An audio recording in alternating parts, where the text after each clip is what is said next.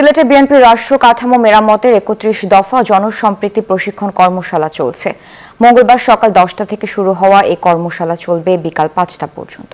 বিভাগের বিএনপি ও এর অঙ্গ সংগঠনের নেতাকর্মীদের নিয়ে করা কর্মশালায় প্রধান প্রশিক্ষক হিসেবে রয়েছেন বিএনপির মিডিয়া সেলের আহ্বায়ক অধ্যাপক মওদুদ হোসেন আলমগীর পাভেল।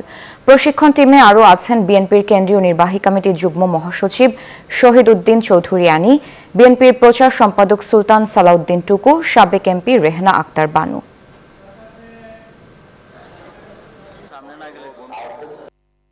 আমাদের ঢাকা থেকে এই বিষয়ে নেতৃবৃন্দরা এসেছেন, ওনারা কথা বলবেন, বোঝাবেন যে আগামী দিনের বাংলাদেশ এই ৩১ দফা প্রস্তাবনাকে সমন্বয় করতে পারলে বাংলাদেশ একটি নতুন সুন্দর বাংলাদেশ হিসেবে গড়ে উঠবে।